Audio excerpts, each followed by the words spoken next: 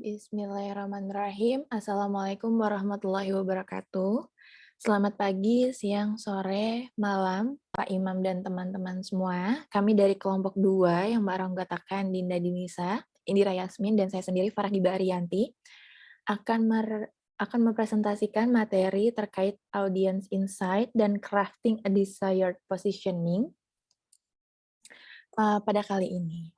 Next please. Berikut ini adalah presentation outline dari materi kami. Next please. Nah, yang pertama-tama ini kita akan membahas step 5 dari strategic planning model of social marketing terkait tentang audience insight. Next please, dear. Oke, jadi setelah bahasan minggu lalu, di mana kita telah menganalisis lingkungan, telah memilih priority audience kita, dan tahu apa yang kita ingin audience lakukan. Nah, setelah semua tahapan itu mungkin kita sebagai marketers tuh berpikir bahwa kita telah mengetahui apa yang perlu audience ketahui atau percayai untuk bertindak gitu. Namun pada kenyataannya kita mungkin tidak tahu bagaimana perasaan mereka yang sebenarnya tentang apa yang kita pikirkan untuk mereka, atau apa yang mungkin mereka pikirkan ketika kita approach mereka untuk merubah perilaku menjadi seperti apa yang kita inginkan. Gitu. Nah, oleh karena itu, kita dapat mengetahuinya itu dengan cara mengidentifikasi dan mendiskusikan tentang current dan spesifik ilmu, beliefs, attitudes, dan praktek yang akan menolong kita untuk tahu dan mengerti mengenai priority audience melalui 5 hal berikut ini. Yang pertama itu adalah perceived barriers, di mana ini merupakan alasan dari priority audience, kenapa sih mereka tuh belum pernah melakukan perilaku ini di masa lalu gitu. Atau mungkin mereka tidak ingin melakukan perilaku ini tuh karena apa gitu. Atau mungkin mereka tidak berpikir mereka tuh dapat melakukan perilaku ini gitu. Nah, yang kedua itu terkait dengan desired benefits ya. Ini merupakan apa yang dikatakan oleh priority audience jika mereka melakukan perilaku tersebut gitu. Kemudian hal ketiga yaitu adalah potential motivators. Ini adalah gagasan priority audience tentang apa yang dapat dikatakan seseorang kepada mereka, tunjukkan kepada mereka, lakukan untuk mereka, atau berikan kepada mereka, yang ujung-ujungnya akan meningkatkan kemungkinan mereka untuk mengadopsi perilaku ini gitu. Kemudian yang keempat itu the competition, yaitu perilaku yang lebih disukai oleh priority audience. Nah, the competition ini tuh terjadi antara perilaku yang telah mereka lakukan selama ini versus dengan organisasi atau individu yang mengirim pesan yang melawan atau menentang dari perilaku yang telah mereka lakukan selama ini tersebut gitu. Kemudian yang terakhir, yang kelima itu adalah influential others, di mana mereka ini adalah yang didengarkan, ditonton, dan atau dilihat oleh si priority audience. Nanti kelima hal yang saya sebutkan ini akan dijelaskan secara detail pada chapter ini. Next please, dear. Oke, tapi sebelum kita bahas lebih detail tentang audience insight, kita bahas lebih dahulu tentang the exchange theory, di mana terdapat perkembangan dari the exchange theory. Yang pertama yaitu pada tahun 1972, Kotler itu mengungkapkan bahwa exchange itu adalah konsep inti pemasaran. Dan free exchange itu terjadi ketika priority audience itu percaya bahwa mereka akan mendapatkan sebanyak atau lebih dari yang mereka berikan gitu. Kemudian sebelumnya, tahun 69, Kotler itu juga berpendapat bahwa exchange theory itu berlaku tidak hanya dari pembelian barang atau jasa yang berwujud gitu. Yang sebenarnya dapat melibatkan produk tidak berwujud juga atau simbolis, misalnya daur ulang gitu. Dan dia juga berpendapat bahwa pembayaran itu tidak terbatas pada yang finansial saja, tapi juga bisa untuk hal-hal yang non finansial gitu. Seperti contohnya waktu dan usaha yang mungkin merupakan satu-satunya kos yang dirasakan gitu ya. Kemudian pada tahun 1974 dan 1978, Richard Bagozzi ini, dia tuh menambahkan beberapa ide ke dalam framework di exchange theory gitu. Nah, dia menyebutkan bahwa lebih dari dua pihak itu mungkin terlibat dalam transaksi dan bahwa penerima manfaat utama dari suatu pertukaran itu mungkin sebenarnya adalah pihak ketiga, jadi bukan pihak pertama ataupun pihak kedua. Jadi mungkin adalah pihak ketiga, di mana pihak ketiga itu adalah bisa misalnya lingkungan atau environment gitu. Next please. Oke, jadi ini adalah hal pertama dari kelima hal yang saya sebutkan di awal ya. What you need to know about your priority audience gitu. Pertama kita lihat dari sisi perceived barriers-nya gitu. Nah, perceived barriers ini juga dapat dianggap sebagai cost ya. Barriers itu adalah cost gitu. Nah, hambatan yang terungkap dalam audience response itu dapat diungkapkan melalui beberapa jenis pertanyaan gitu. Yang pertama, what are some of the reasons that you haven't done this behavior in the past gitu. Kemudian yang kedua, what are some the reasons you might not do this in the future? Kemudian yang ketiga, what do you think you will have to give up in order to perform this behavior? Kemudian yang keempat, what do you think you can do it? Yang kelima, why perhaps did they quit doing it gitu. Nah, ini adalah pertanyaan-pertanyaan yang dapat mengungkap hambatan yang dirasakan oleh priority audience gitu sebelum kita melakukan campaign gitu ya. Nah, Doug McKenzie Course itu mencatat gitu bahwa hambatan itu mungkin ada pada diri individu atau internal maupun eksternal gitu. Kalau pada internal individu itu seperti kurangnya pengetahuan atau keterampilan yang diperlukan untuk melakukan suatu kegiatan gitu. Sedangkan kalau hambatan dari eksternal itu bisa meliputi kayak perubahan struktural yang perlu dilakukan agar perilaku menjadi lebih nyaman gitu.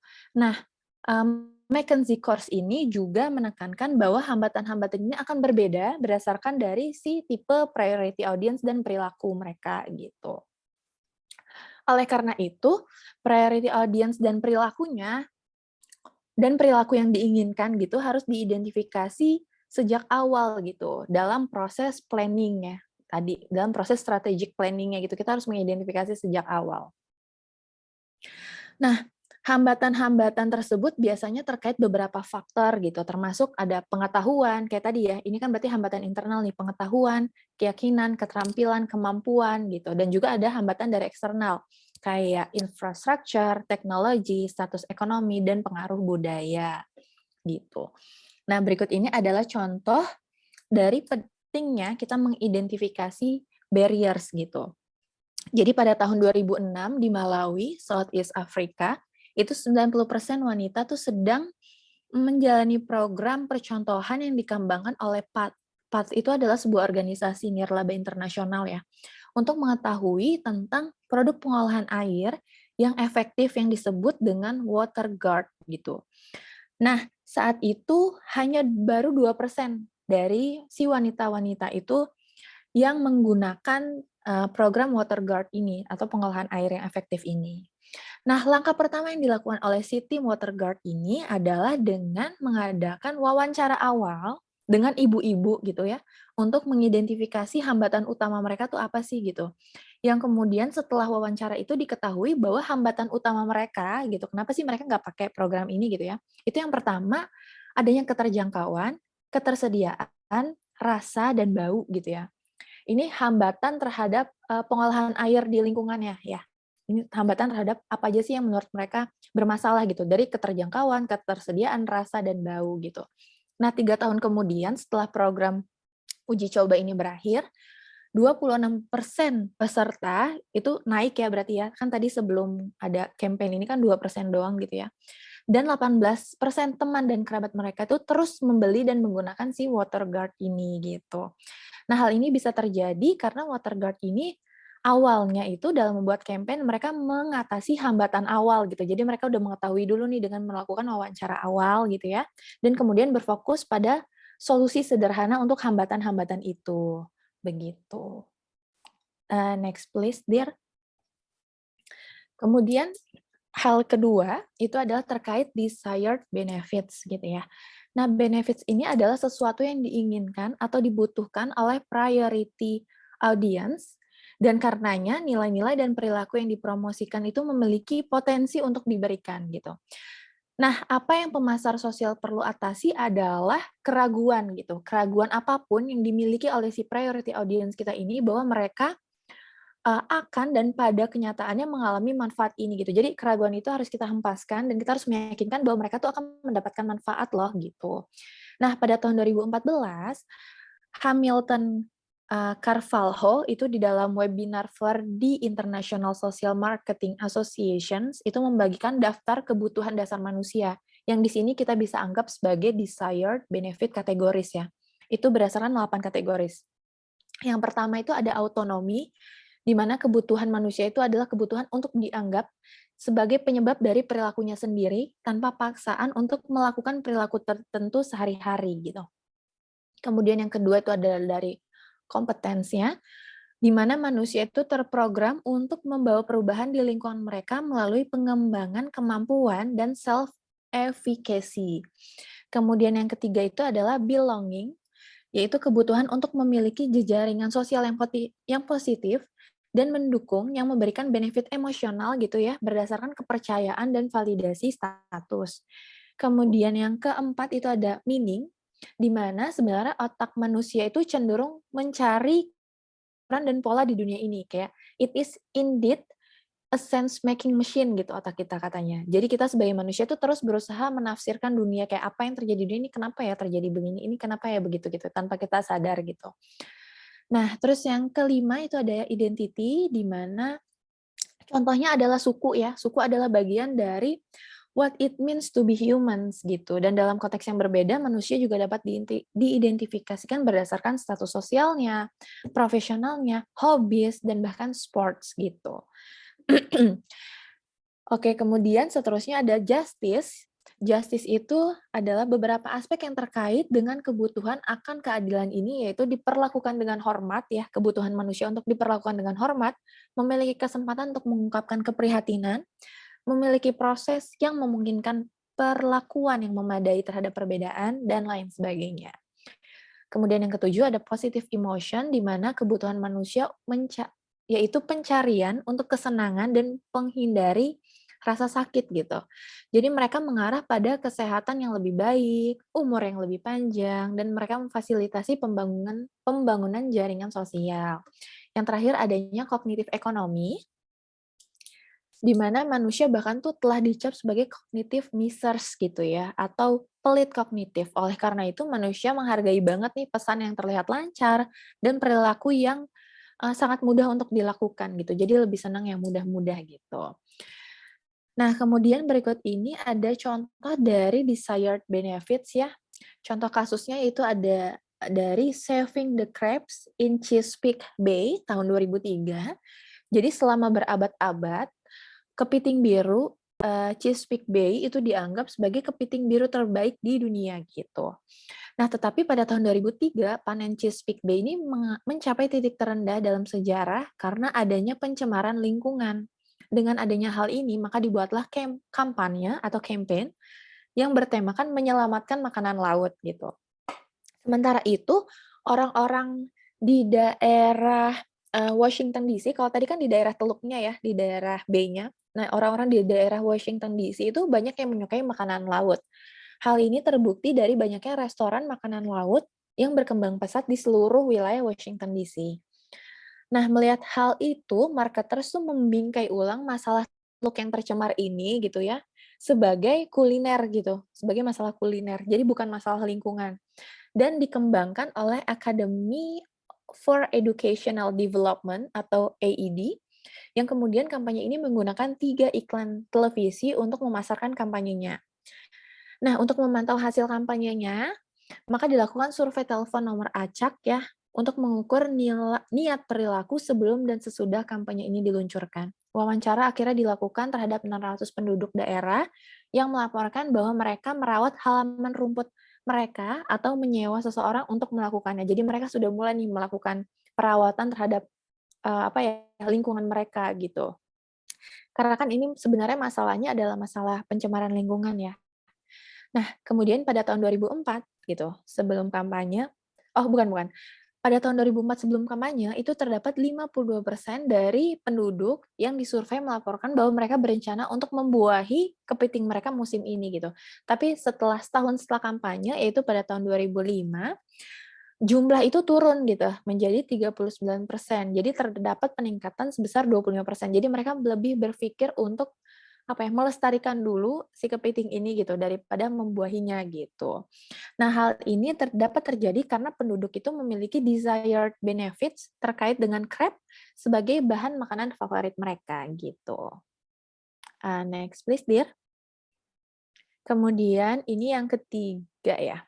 Yang ketiga adanya potensial motivators gitu. Nah, motivator di sini tuh berbeda dengan audience benefits yang tadi saya sebutkan ya. Jadi motivator ini adalah ide-ide yang dibagikan oleh priority audience kepada kita, gitu, yang menurut mereka akan membuat mereka lebih mungkin mengadopsi perilaku yang diinginkan itu, gitu. Nah, jadi jawaban mereka atas 4 pertanyaan berikut ini akan memberikan wawasan tentang strategi 4P, di mana strategi 4P itu kan terkait product strategis, play strategis, price strategis, dan promotion strategis. Pertanyaan tersebut mencakup yang pertama, apa yang bisa seseorang katakan kepada Anda yang akan membuat Anda lebih mungkin mempertimbangkan untuk mengadopsi perilaku ini gitu. Kemudian yang kedua, apa yang bisa seseorang tunjukkan kepada Anda yang akan membuat Anda lebih mungkin untuk mengadopsi perilaku ini.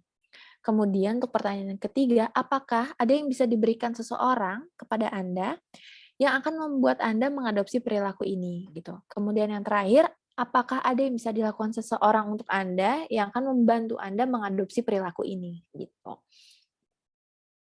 Nah, kemudian berikut ini adalah contoh kasus dari potential motivator di mana pada tahun 2004 di US gitu ya.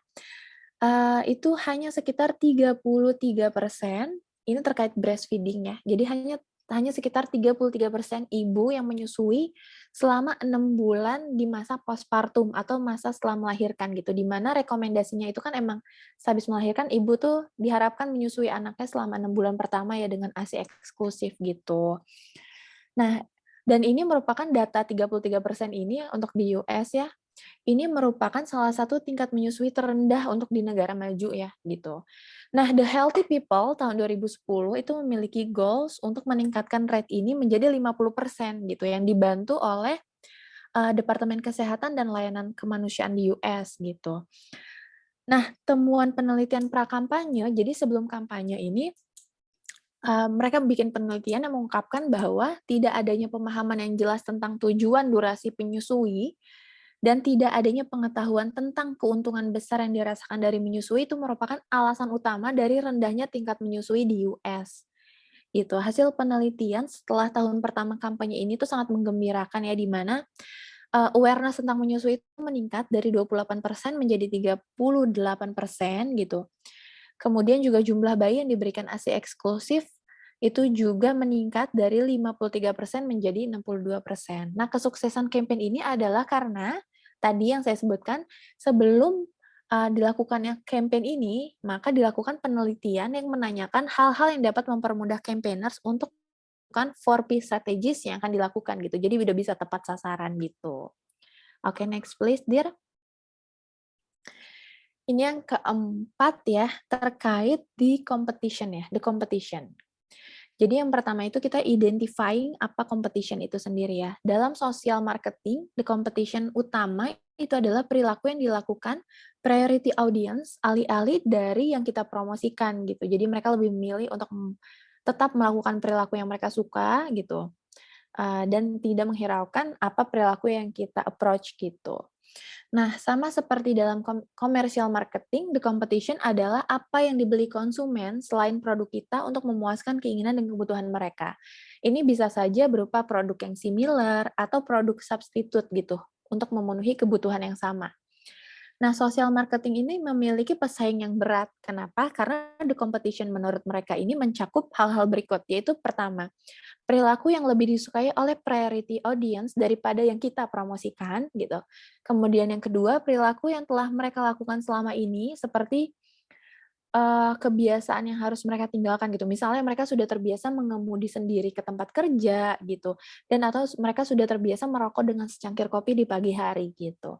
Kemudian yang ketiga terkait organisasi dan individu yang mengirim pesan yang melawan atau menentang perilaku yang diinginkan gitu. Nah, selain itu, Schumpeter dan Kenpety itu juga suggest 4 sumber yang dapat dianggap sebagai potensial competitors gitu. Di mana yang pertama itu adalah commercial counter marketing, contohnya seperti perusahaan rokok ya. Yang kedua social discouragement of your desired behavior, itu kayak contohnya anti gun control activist. Kemudian yang ketiga adalah apathy atau sifat apatis ya, sifat acuh. Yang terakhir adalah involuntary disinclination. Nah, next please, Dir. Nah, berikut ini adalah tabel yang menggambarkan the challenges yang akan kita hadapi gitu ya, di mana ada behavior objektif, ada competing behavior, gitu, dan ada competing message dan messenger. Contohnya kita ambil satu contoh di sini, di mana behavior objektifnya itu adalah untuk menggunakan sunscreen gitu, itu yang kita approach gitu. Nah, kemudian competing behavior-nya yaitu adalah tanning, di mana orang tuh pengen tanning gitu kan. Nah, competing messages dan messengers-nya itu adalah dengan menggunakan iklan fashion yang memperlihatkan tan shoulders atau midriffs dan arms gitu. Next please, Dear. Sekarang the competition, tapi terkait identifying perceived barriers and benefits of the competition itu sendiri gitu. Nah, setelah kompetitor diidentifikasi gitu ya, ada lebih banyak lagi yang kita akan mau ketahui gitu. McKenzie Moore dan Smith itu mengusulkan ada 4 cara atau taktik untuk mengembangkan positioning produk kita dan 4P marketing mix strategy, di mana yang pertama kita meningkatkan manfaat dari target behavior, mengurangi hambatan atau cost dari target behavior, mengurangi manfaat dari competing behavior, dan yang terakhir meningkatkan hambatan atau cost dari competing behavior gitu. Kemudian contoh untuk case ini yaitu terkait tentang pet adoption ya. Pada tahun 2006. Jadi pada Sabtu pagi, 14 Oktober 2006, sebuah wawancara di stasiun radio Seattle, Washington itu dengan juru bicara dari Human Society itu menyoroti tentang cost dari atau kayak cost itu biaya ya, cost atau biaya dari being apathy gitu, dari being bersikap acuh gitu.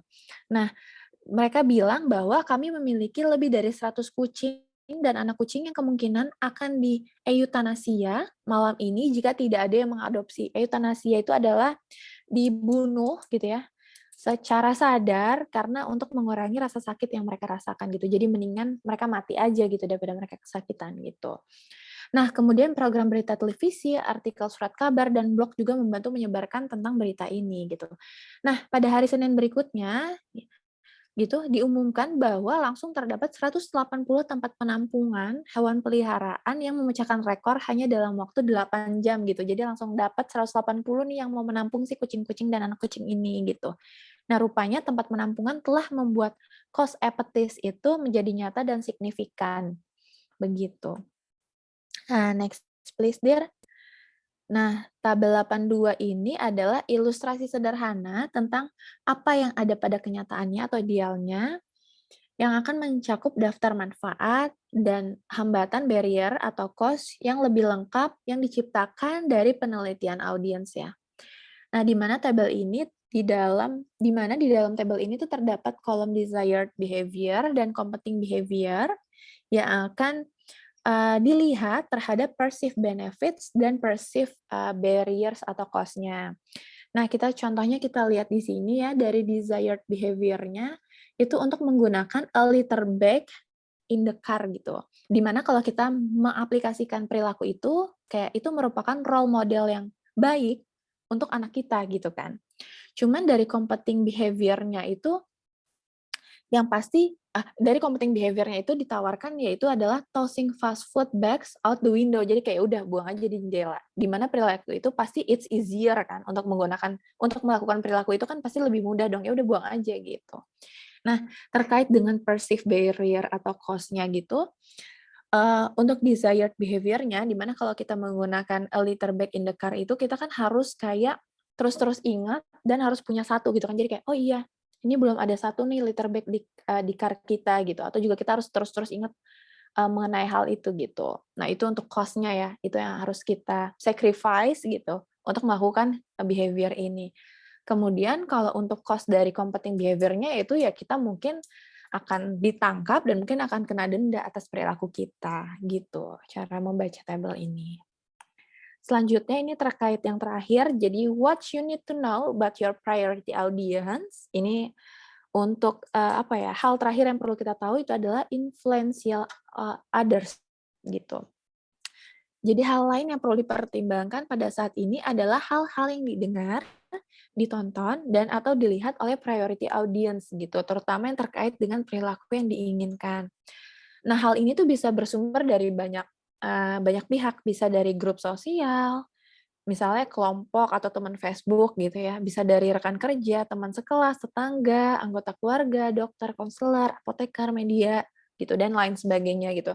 Bahkan dalam beberapa kasus, bisa saja berasal dari individu-individu yang memang menurut priority audience ini dapat dipercaya, disukai, dan memiliki expertise atau keahlian gitu. Contohnya kayak ilmuwan atau influencer.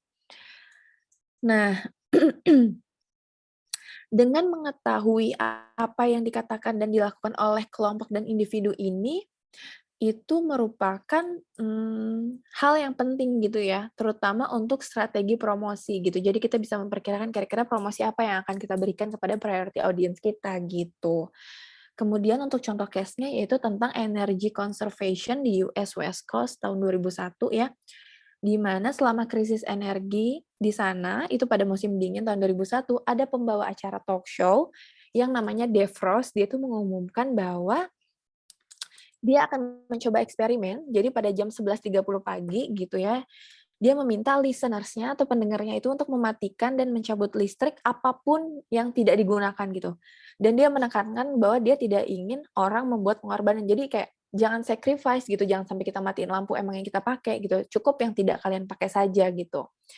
Nah, kemudian pada pukul 11.35 ya, which is kayak cuman berjalan 5 menit itu programnya, petugas informasi publik utilitas kota itu kembali mengelaporkan hasil yang mengesankan gitu. Mereka melaporkan hasil yang mengesankan di mana bahwa ternyata program tersebut telah menurunkan 40 megawatt gitu dari listrik yang ada di daerah yang ada di US gitu.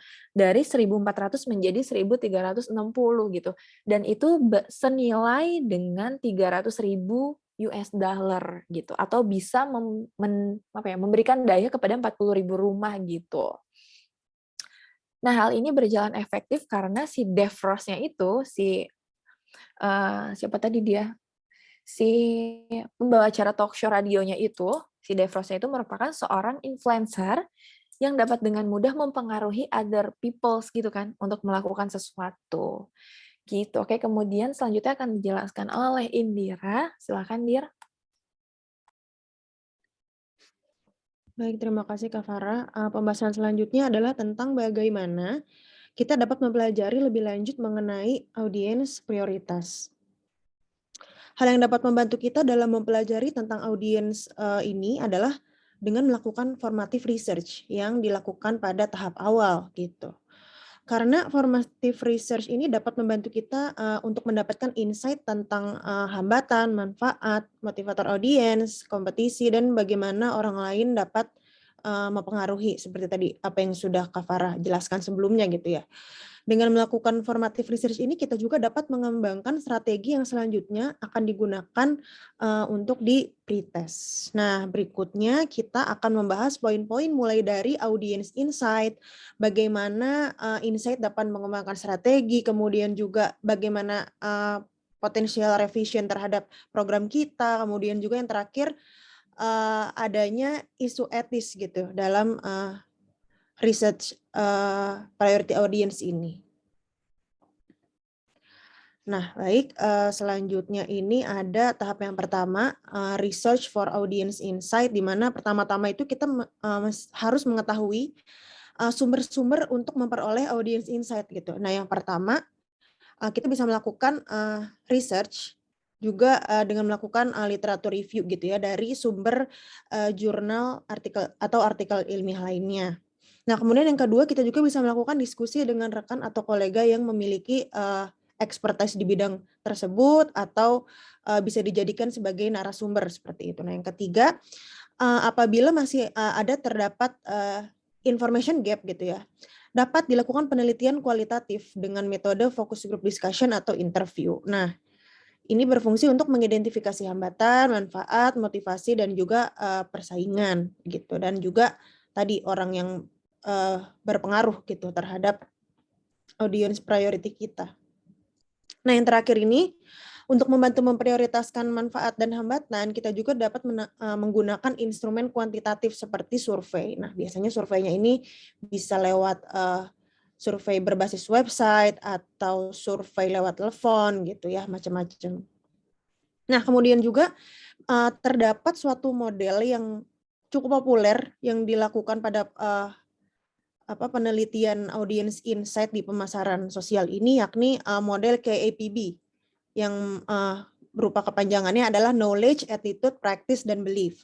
Nah, survei ini merupakan survei komprehensif dari sampel representatif. Nah, dalam hal ini adalah populasi target kita gitu ya, yang dirancang untuk mengamankan informasi mengenai perilaku sosial yang bersangkutan. Nah, menariknya survei ini sering digunakan oleh World Bank dan juga PBB gitu ya untuk membantu memahami perilaku masyarakat. Oke, kemudian yang selanjutnya ada bagaimana caranya kita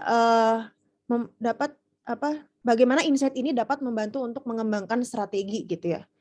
Nah, seperti yang tadi sudah disampaikan oleh Kak Farah gitu ya, ada 5 poin empathy, key of empathy points gitu ya, di mana yang pertama ada barrier, kemudian ada benefit, motivator, kompetitor, dan juga influential others. Nah, di sini mungkin kita akan run through gitu ya, satu persatu berdasarkan satu case gitu ya, satu case.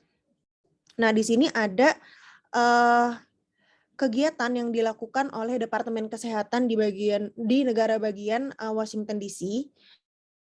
Mereka melakukan survei untuk kampanye atau program sosial marketing yang berjudul penurunan tingkat jatuh pada usia senior dan fokus kepada kebugaran gitu. Nah, di sini untuk dari segi barrier-nya gitu ya, ada dari cost, ada location-nya.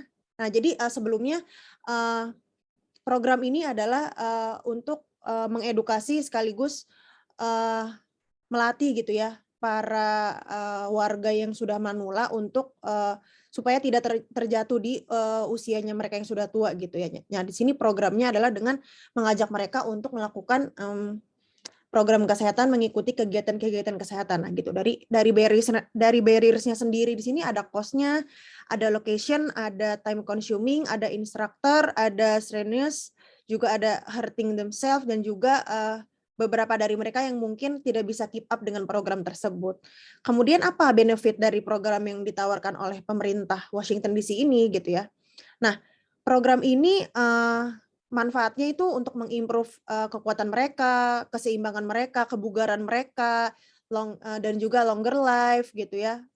Mungkin juga ada beberapa yang ketika bertemu dengan teman yang baru, mereka juga akan merasakan feeling fun gitu atau happy gitu kan. Nah, itu adalah benefitnya. Kemudian apa yang menjadi motivator bagi target audiens kita ini? Motivatornya adalah program ini menawarkan biaya yang cukup murah gitu loh untuk latihan kesehatan fisik gitu, yaitu kurang dari $50 per bulan. Nah, kemudian motivator yang lainnya juga ada lokasi yang dekat gitu dengan para warga yang sudah senior gitu.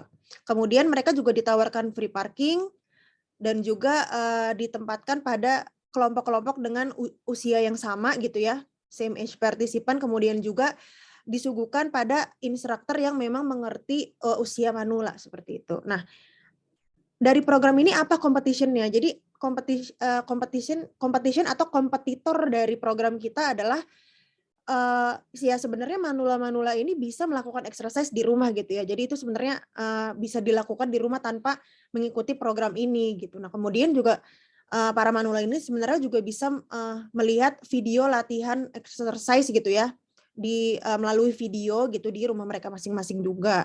Nah, kemudian cara untuk exercise yang lain adalah ya dengan berjalan kaki di sekitar komplek gitu misalkan. Dan ketiga poin itu merupakan atau kompetitor dari program yang dibuat oleh pemerintah Washington DC.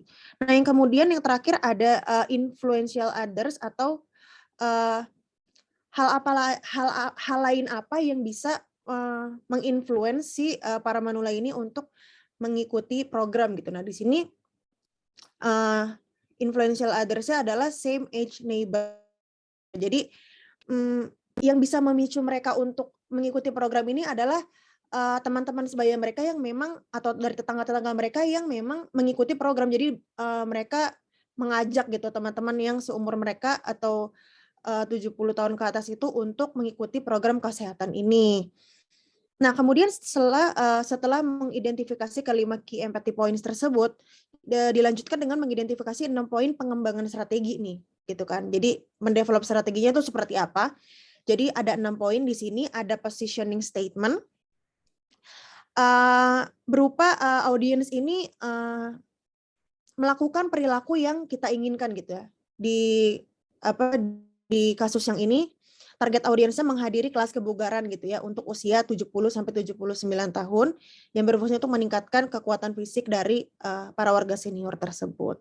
Nah, kemudian dari segi produk gitu ya, pengembangan strategi produk ini seperti apa nih? Jadi produk intinya itu kan memang kelas kebugaran gitu ya yang dilakukan 1 jam seminggu 3 kali dan maksimal dalam satu kelasnya terdapat 20 peserta manula saja yang melakukan pelatihan yang manula tersebut melakukan pelatihan keseimbangan dasar pada pergelangan tangan, pergelangan kaki, aktivitas aerobik, dan juga dengan instruktur yang khusus untuk manula seperti itu.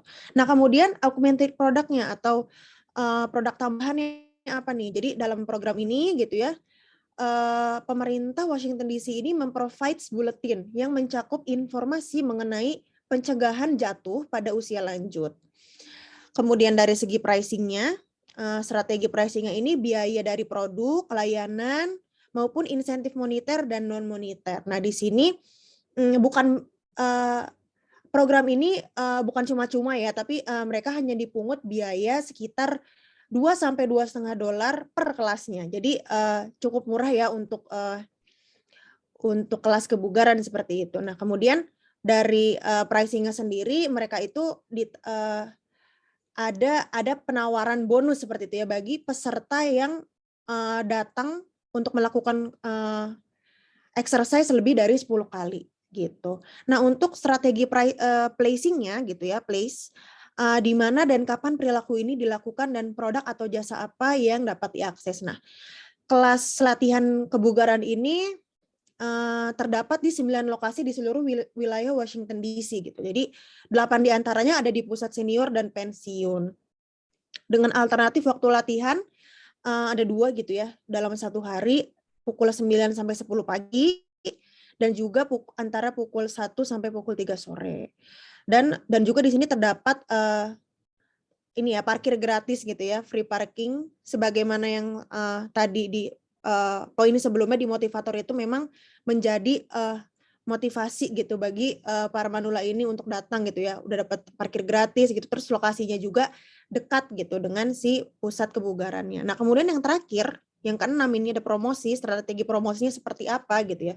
Nah, pesan ini disampaikan lewat berbagai channel yang eksis di Washington DC yang berisi pesan promosi program dengan judul SAIL atau Stay Active and Independent for Life yang memiliki tagline A Strength and Balance Fitness Class for Seniors gitu. Selanjutnya kita akan melihat nih ada potensi-potensi revisi apa yang ditimbulkan dari kondisi-kondisi tertentu gitu ya. Nah, jadi pemahaman yang didapatkan dari 2 tahap yang sebelumnya itu secara mendalam kemungkinan terdapat adanya revisi gitu. Dari proses pemahaman yang mendalam ini memungkinkan beberapa kemungkinan situasi sehingga revisi terhadap audiens prioritas itu dapat terjadi.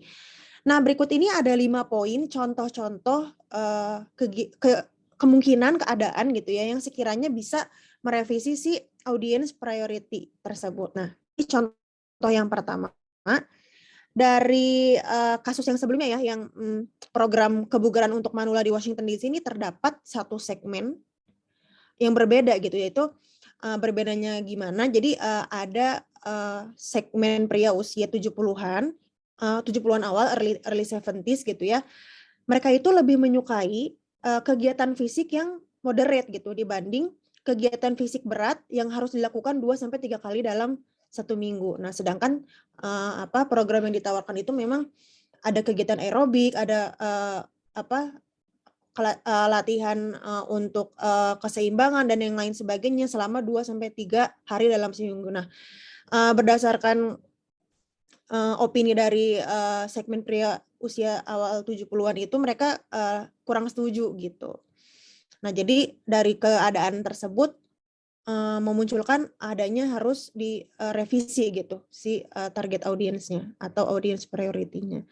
Nah, kemudian keadaan yang selanjutnya gitu yang memungkinkan adanya revisi adalah perilaku yang ingin dirubah itu terlalu banyak hambatannya gitu. Jadi sulit untuk diatasi bagi audiens tersebut. Nah, dalam hal ini gitu ya, contohnya misalkan pemerintah itu membuat campaign untuk belanja produk lokal gitu ya. Nah,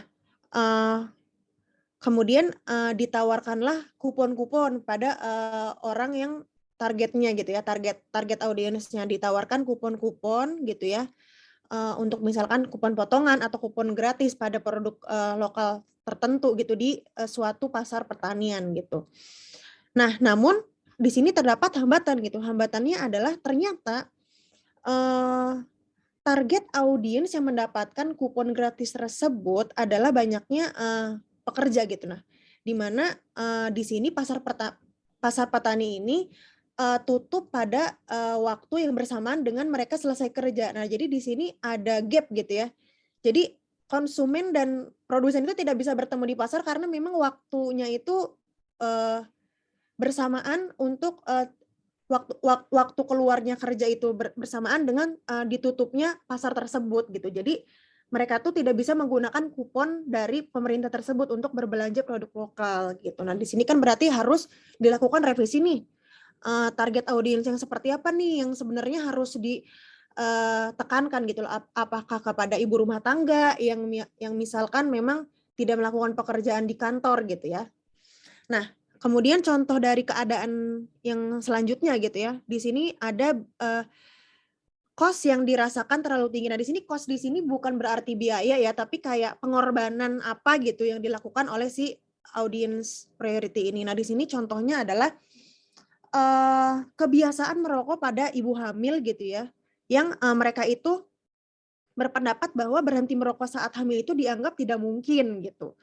Tapi di sini tuh untuk mengurangi jumlahnya itu masih bisa lah gitu. Misalkan dari yang tadinya 1 kotak mungkin jadi setengah kotak gitu. Nah, mungkin di sini adanya pergeseran gitu ya, pergeseran target atau tujuan. Jadi mungkin di sini nanti yang direvisi adalah bagian dari tujuannya gitu ya.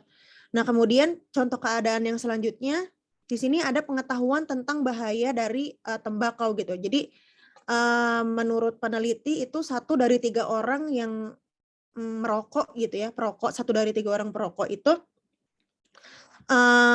bisa meninggal dunia gitu karena kegiatan menghisap rokoknya tersebut. Nah, sedangkan sudut pandang dari pecandu rokok itu sendiri gitu ya, mereka tuh berpikir berarti mereka itu ketika mereka itu masih sehat-sehat saja belum meninggal dunia gitu ya, berarti mereka itu adalah 2 dari 3 orang yang lainnya itu yang memang masih survive gitu loh. Jadi ya mereka menganggap bahwa dengan merokok itu masih tidak apa-apa saja. Jadi mereka tetap melanjutkan untuk menghisap rokok karena anggapan bahwa mereka itu adalah 2 orang yang masih selamat dari 1 orang yang bisa meninggal gitu. Nah, kemudian yang terakhir ada sasaran yang terlalu tinggi. Jadi kalau misalkan keadaan yang seperti ini, contohnya adalah misalkan suatu lembaga gitu atau pemerintah melakukan program untuk pendidikan seksual usia remaja gitu ya. Namun target audiensnya gitu ya, misalkan siswa sekolah menengah atas gitu ya. Nah, misalkan di Amerika Serikat sendiri sebanyak 75% siswa sekolah menengah atas ini sudah aktif secara seksual gitu ya. Jadi jika campaigner-nya ini memiliki sasaran audiens 50% dari siswa SMA yang aktif secara seksual untuk menghentikan aktivitas seksualnya itu merupakan hal yang sulit gitu karena persentasenya terlalu tinggi. Jadi mungkin di sini revisi yang bisa dilakukan adalah mengurangi jumlah persentase atau cara-cara lainnya untuk mengedukasi si siswa tersebut gitu. Itu dari segi potential revision gitu ya. Kemudian yang terakhir ini ada isu ethical nih. Jadi dari ethical consideration ini biasanya memang terjadi di saat kita melakukan riset itu sendiri gitu ya. Jadi berikut ini ada beberapa tipe concern yang dialami saat riset audiens prioritas ini dilakukan gitu. Antara lain yang pertama, nah ini misalkan audiens itu merasa tidak nyaman gitu ya dengan pertanyaan yang disampaikan oleh researcher. Bisa juga responden itu merasa malu untuk menjawab pertanyaannya. Jadi tidak bisa tergambarkan gitu ya empatinya. Kemudian juga ada concern anonimitas gitu ya. Misalkan namanya tetap disebutkan gitu. Kemudian juga adanya isu confidentiality atau kerahasiaan. Nah, untuk mengatasi permasalahan ini terdapat sebuah institusi yang bertugas untuk secara formal mereview dan memonitor riset yang subjeknya adalah manusia gitu. Namun riset ini berkaitan dengan perubahan perilaku dan juga secara biomedis gitu. Nah, di sini ada yang namanya Institutional Review Boards atau IRBs. Ini diberi mandat oleh pemerintah Amerika Serikat yang memastikan untuk melakukan riset dengan kesesuaian langkah gitu ya. Nah, di sini tujuannya adalah untuk melindungi hak dan kesejahteraan manusia sebagai subjek penelitian dalam penelitian sosial marketing itu sendiri. Nah, berikut ini adalah step yang selanjutnya gitu ya, step ke-6 yaitu crafting and desired positioning. Nah, yang bagian pertama ini ada positioning define gitu ya.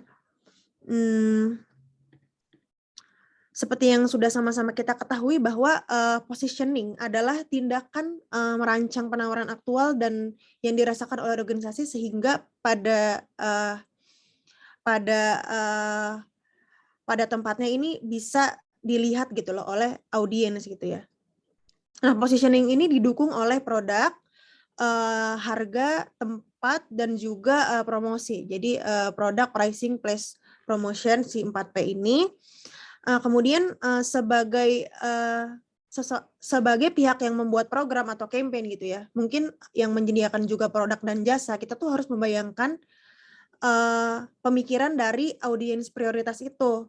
Jadi persepsi mereka itu kita sebagai program atau penyedia jasa atau produk ini ada di posisi yang mana gitu ya dari apa yang kita tawarkan dengan kompetitor-kompetitor yang lain.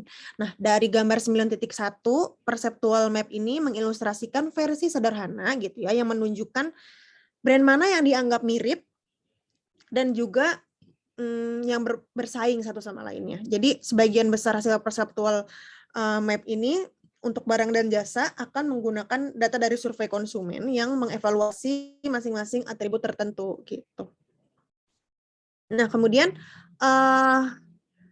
pemetaan dengan perceptual map ini terhadap kemiripan preferensi audiens dilakukan karena penawaran dari produk atau program kita ini diposisikan secara berbeda untuk audiens yang berbeda. Jadi misalkan tadi ya campaign untuk kesehatan fisik gitu. Jadi physical exercise yang dilakukan untuk warga manula sama untuk remaja itu kan pasti memiliki perbedaan gitu ya.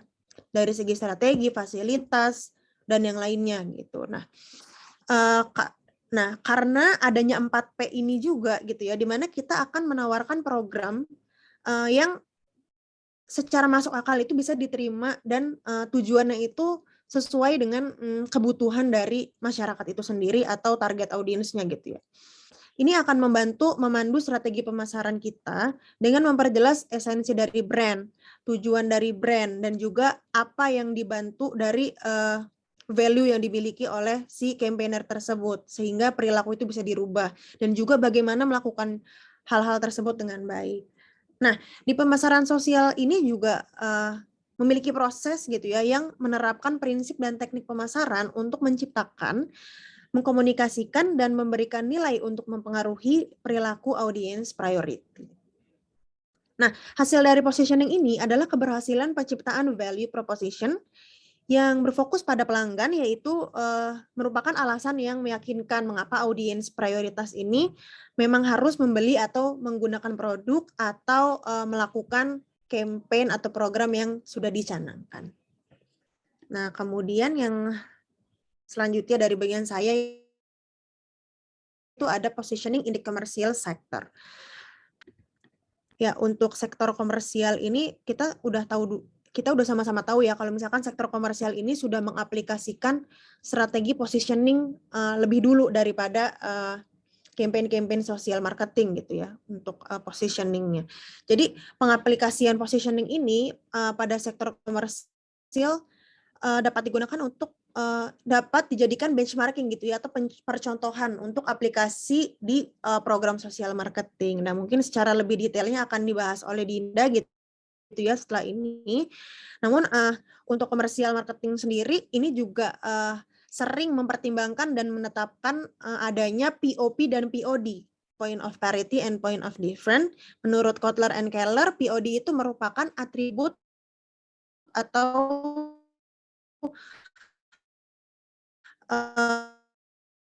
benefit yang kasihkan konsumen dan sebuah kepercayaan bahwa mereka tidak dapat menemukan di brand kompetitor gitu. Nah, di sini contohnya ada FedEx. Dia memiliki POD berupa jaminan pengiriman dalam waktu semalam. Kemudian di sini juga ada Costco Wholesaler dengan POD-nya itu biaya yang lebih rendah untuk produk yang serupa. Nah, kemudian yang terakhir ini contohnya ada Lexus yang memiliki POD kualitas. Nah, sebaliknya untuk POP atau point of parity itu merupakan asosiasi yang tidak terlalu unik untuk suatu brand, tetapi dapat dianggap penting untuk penawaran dalam suatu kategori barang atau jasa tertentu. Nah, di sini contohnya ya bank ini suatu bank ini menawarkan akses untuk automatic teller machine (ATM) ataupun online banking service dan juga akses itu untuk melakukan pengecekan akun nasabahnya sendiri gitu. Nah, sekian untuk positioning define. Yang selanjutnya akan dibahas oleh Dinda. Silakan, Din. Oke, makasih Indira. Jadi selanjutnya itu kita masuk ke develop positioning statement atau pengembangan positioning statement. Next please, Dir. Oke, jadi sebenarnya proses positioning di social marketing itu tuh mirip-mirip dengan commercial marketing gitu ya. Jadi dengan profil priority audience dan penemuan dari research yang telah dilakukan, itu selanjutnya itu yang perlu dilakukan adalah membentuk sebuah positioning statement. Nah, caranya itu adalah di sini ada template. Jadi ini adalah sebuah cara untuk membentuk sebuah positioning statement gitu dengan mengisi blank space pada di template ini gitu. Jadi contohnya itu template-nya adalah we want priority audience to see desired behavior as adjective, descriptive phrases, set of benefit, atau why the desired behavior is better than competing behavior. Nah, ini kalau misalkan kita isi blank space-nya itu akan membentuk sebuah positioning statement yang menjadi yang menjadi acuan internal kita gitu untuk nantinya akan kita turunkan dan kita fokuskan gitu. Jadi di sini contohnya adalah we want homeowners who love gardening sebagai priority audience-nya, to see composting food waste sebagai desired behavior-nya itu, dan as an easy way to contribute to the environment and create that compost for their garden at the same time, lalu to see that this is better for the environment and so on gitu. Nah, itu adalah akhirnya itu membentuk sebuah positioning statement yang menjadi acuan kita gitu, bahwa itu adalah hal yang ingin kita posisikan seperti itu. Nah, tapi cara ini hanya sebagai acuan internal kita gitu, bukan sebuah message yang akan kita sampaikan pada priority audience kita nanti gitu ya. Nah, dari statement ini nanti setelah terbentuk, kita akan mengembangkannya dengan memilih fokusnya. Nah, beberapa fokus akan dibahas untuk di presentasi ini. Selanjutnya dia. Oke. Jadi yang pertama itu adalah behavior focus positioning ya. Jadi ini fokusnya itu kepada spesifik perilaku yang kita inginkan. Nah, ini di sini itu deskripsi dari behavior itu akan di-highlight gitu. Dan kalau misalkan nanti priority audience-nya itu tahu apa sih sebenarnya spesifik perilaku yang diinginkannya itu, maka itu akan menjadi sebuah kunci keberhasilan di programnya gitu. Nah, contohnya itu ada campaign yang dilakukan oleh National Cancer Institute, yaitu 5 a Day for a Better Health. Nah, jadi di sini kampanye itu mereka meng-approach masyarakat Amerika untuk makan 5 atau lebih sayur dan buah setiap harinya demi kesehatan yang lebih baik gitu. Itu yang ditekankannya gitu behavior-nya. Nah, key message-nya ini diulang berkali-kali di berbagai media seperti di plastic bags-nya, di grocery bags-nya, di packaging labels-nya, di majalah, iklan berita, internet dan juga lain-lainnya. Itu disebarkan secara luas. Nah, kemudian akhirnya pada tahun 2005 itu dilakukan research oleh Nielsen dan ditemukan bahwa hampir 2.600 rumah tangga di Amerika itu berhasil makan 5 atau lebih sayur dan buah setiap harinya gitu karena terdapat perilaku yang tadi disebutkan berkali-kali itu ya gitu untuk for a better health tadi gitu. Nah, akhirnya kalau misalkan dijumlahkan itu meningkat sebanyak 50% dari tahun 2003 yang berjumlah sebanyak 18% di tahun 2004 gitu.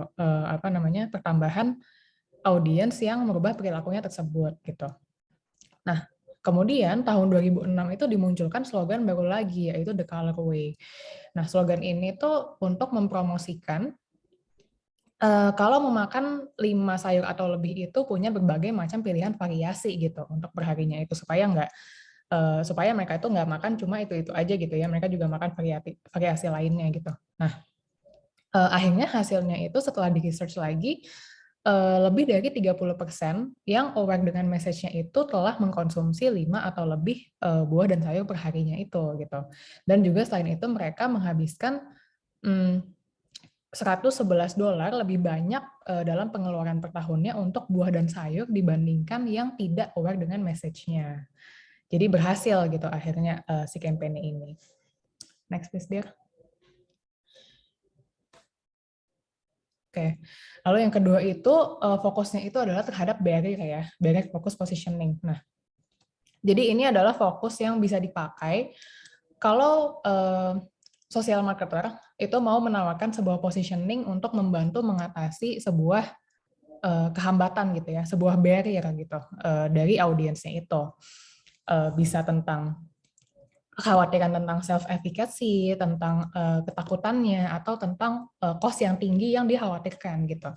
Nah, jadi di sini itu contohnya ada sebuah campaign yang dilakukan oleh kota Chicago, yaitu adalah Chicago Solar Express gitu. Jadi mereka itu mengadakan sebuah campaign tentang instalasi solar gitu, supaya masyarakatnya itu mau untuk menginstal solar di rumahnya gitu, atau untuk pemakaian pribadinya gitu. Nah, tapi di sini mereka tahu kalau misalkan ada barrier nih di situ. Kalau misalkan mereka itu akan takut itu sulit gitu atau takut cost-nya tinggi gitu ya. Nah, akhirnya mereka itu mengadakan campaign bahwa dalam instalasi ini mereka akan memberi berbagai kemudahan gitu. Seperti penawaran diskon untuk pemilik rumah pribadi gitu, seperti penurunan biaya izin sampai 25%. Lalu proses izinnya tuh juga hanya memakan waktu 1 hari, distandarisasi gitu juga. Kebijakan zonasinya itu diperbaharui gitu. Jadi dia menawarkan berbagai macam kemudahan gitu untuk menghindari barrier yang ditakutkan oleh para audiensnya itu. Nah, ternyata hasilnya itu baik gitu. Di mana programnya itu bisa terbilang sukses karena lebih dari 2.100 warga Chicago itu mendaftar untuk menginstalasi solarnya gitu. Dan juga lebih dari 600 kilowatt kapasitas solarnya itu baru dikontrak kemudian. Jadi karena mereka itu udah menawarkan kemudahan gitu ya, karena mereka tuh tahu barrier-nya itu apa aja, akhirnya audiensnya itu percaya kalau misalkan hambatan tersebut tidak akan menghalangi mereka gitu karena ada kemudahannya. Oke, next please, dear. Nah, kemudian yang ketiga itu ada benefit focus positioning gitu. Nah, di sini itu fokusnya itu lebih ke menekankan benefit ya, keuntungan gitu untuk si priority audience-nya itu. Dan kita meyakinkan bahwa mereka itu pasti akan mendapatkan benefitnya itu. Jadi di sini contohnya itu adalah road crew. Jadi road crew ini adalah sebuah program layanan transportasi yang dilakukan untuk menurunkan kecelakaan karena alkohol di Wisconsin. Nah, di sini bukti-bukti sebelumnya itu memperlihatkan bahwa kelompok yang biasanya minum alkohol, nyetir, dan juga kecelakaan itu adalah pria yang single usia 21 sampai 34 tahun. Nah, di sini akhirnya mereka-mereka ini dilakukan research gitu sama tim, dibagi menjadi beberapa focus group dan ditanya mengenai kenapa sih mereka itu menyetir setelah minum alkohol gitu. Nah, jawabannya itu beragam. Pertama-tama ada yang bilang untuk supaya pulang ke rumah, untuk nyampe ke rumah, lalu untuk menghindari hassle, untuk kembali ke barnya di pagi hari lagi buat ambil kendaraan pribadinya gitu.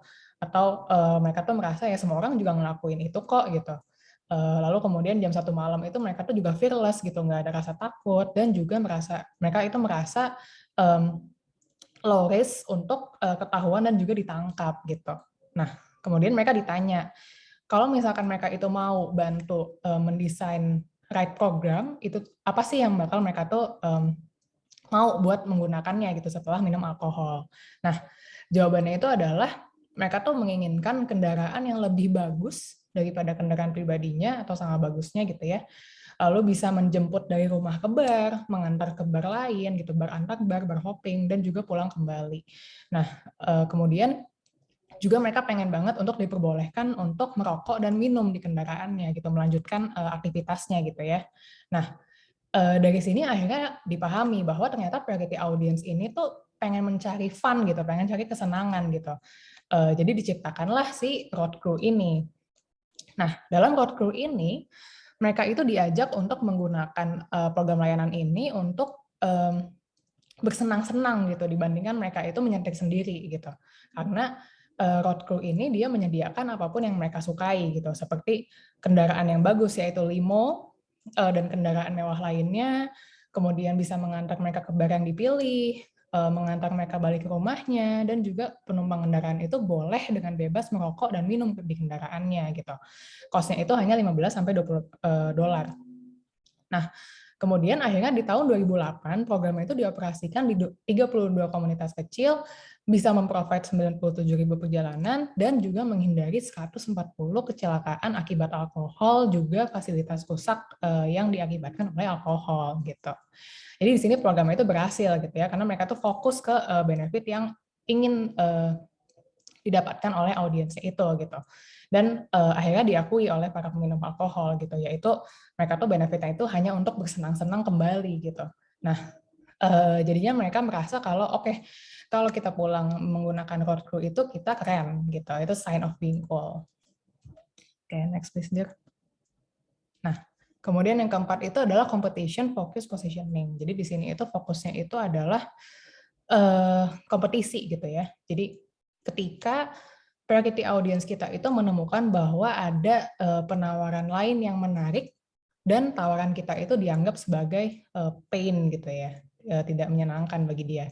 Nah, ini ada tabel yang memberikan ilustrasi mengenai possible value proposition buat mengkategorikan beberapa brandnya, dan juga ada tabel untuk memperlihatkan 4 taktik yang digunakan dalam si competition focus positioning ini. Yaitu yang pertama, ada benefit to benefit superiority, itu untuk nilai-nilai yang lebih tinggi daripada yang dirasakan untuk kompetisinya itu.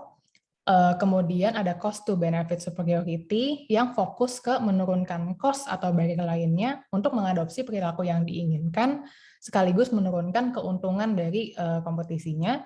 Kemudian benefit to cost superiority yang mengemphasize keuntungan dari perilaku yang diinginkan dan cost dari perilaku berkompetisi, dan juga cost to cost superiority yang bergantung pada perbandingan cost yang menguntungkan dari perilaku yang diinginkannya. Nah, itu ada beberapa taktik gitu ya.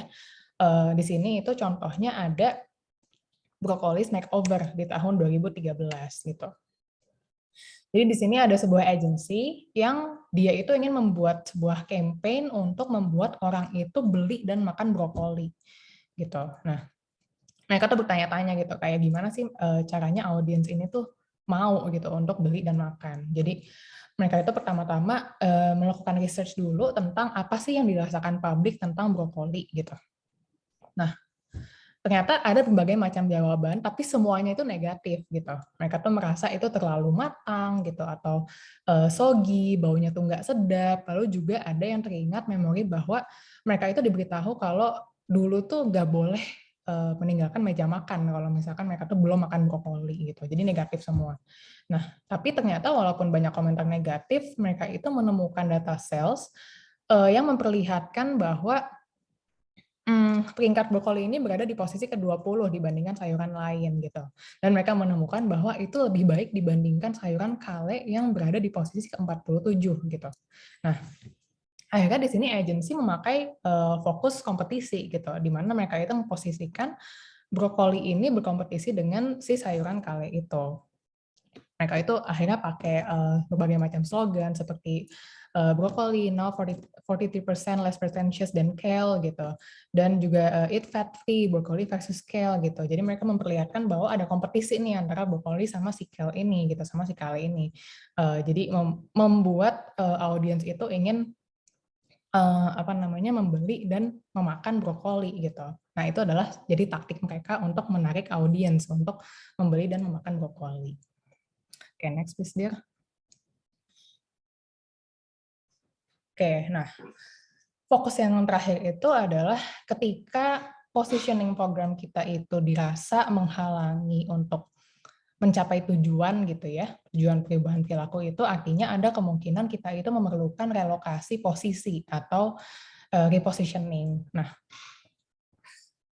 ketika kita melakukan repositioning, itu ada kemungkinan kita itu butuh menarik audiens baru juga ya untuk mencapai tujuan, karena ada perubahan dan ada pembaharuan dari apa yang kita lakukan. Nah, kemudian di sini juga diperlukan fokus untuk membentuk posisi di mana perilaku yang akan dicapai itu seakan-akan fun, easy, and populer gitu. Menyenangkan, mudah, dan populer untuk audiens gitu, supaya itu menimbulkan semangat baru untuk audiensnya. Nah, di sini kalau bisa di breakthrough satu-satu, fun atau menyenangkan ini adalah dengan cara memberikan keuntungan kepada mereka gitu ya. Lalu kemudian easy atau mudah adalah dengan cara menghapus barrier atau hambatan mereka gitu. Jadi membuat perilaku itu terlihat simpel mungkin. Kemudian populer itu dengan membantu audiens bahwa memperlihatkan bahwa ini adalah sesuatu yang orang lain itu juga lakukan. Jadi itu adalah suatu hal yang populer. Nah, di sini salah satunya contoh repositioning itu adalah police as guardians versus soldiers. Ini dilakukan oleh Seattle Police Department tahun 2013 untuk membentuk reformasi baru gitu dengan melepaskan diri dari tradisi tahun-tahun sebelumnya. Jadi mereka itu membentuk sebuah nama baru gitu ya dalam bentuk militer, dari membentuk warrior menjadi melatih guardians gitu dalam komunitasnya itu. Nah, sebenarnya yang dipelajari itu masih sama gitu, dasar-dasar pekerjaan kepolisian seperti memborgol, menulis laporan, menangani senjata api, gitu ya. Tapi sekarang mereka juga ditambahkan untuk peningkatan penekanan pada ekspresi simpati gitu, atau misalkan memperlakukan warga dengan hormat dan bermartabat gitu.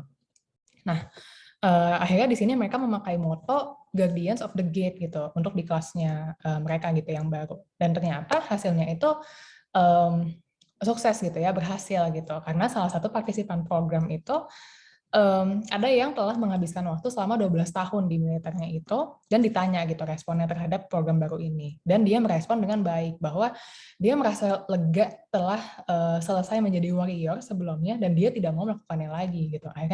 Artinya dia lebih senang dengan si program Guardians ini dibandingkan program warrior sebelumnya. Padahal sebenarnya kurang lebih sama gitu. Oke, next please, dear. Nah, jadi dari fokus-fokus yang tadi disebutin gitu ya, kita bisa ngelihat kalau positioning itu sebenarnya berhubungan dekat dengan branding. Nah, kita bisa ngelihat kalau di sini, kalau kita anggap sebagai branding gitu ya, brand itu kan adalah nama term, sign, simbol, atau desain yang memberikan identifikasi dari pembuat atau penjual produk. Terus brand identity itu adalah gimana penjual itu pengen priority audience itu berpikir, merasa, dan melakukan aksi kepada brand kita. Kemudian brand image itu adalah gimana akhirnya priority audience itu berpikir, merasakan, dan juga aktif terhadap brand kita. Dan kemudian yang terakhir itu branding itu adalah sebuah proses dari pengembangan brand identity. Nah, di sini bisa kita lihat bahwa positioning pada priority audience itu banyak berhubungan dengan branding, di mana positioning statement yang di awal tadi ya, itu adalah sesuatu yang bisa kita gunakan untuk membentuk sebuah parameter dan juga inspirasi untuk kita mengembangkan brand identity kita gitu. Dan juga gimana kita itu mau perilaku yang diinginkannya itu dilihat dengan baik oleh priority audience gitu ya, seperti brand image gitu. Okay, next please, dear.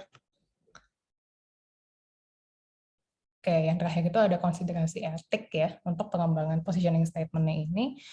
Jadi tadi kan ada 5 fokus. Yang pertama itu kalau misalkan kita memilih untuk fokus kepada behavior, kita harus make sure untuk bahwa kita itu merekomendasikan sesuatu yang akurat gitu. Lalu yang kedua itu kalau misalkan kita pilih fokusnya itu benefit, kita harus mastiin kalau kita itu benar-benar bisa ngasih keuntungan yang kita tawarkan. Yang ketiga itu kalau misalkan kita pilih untuk overcome the barriers, itu kita harus memberikan gambaran yang realistis pada mereka.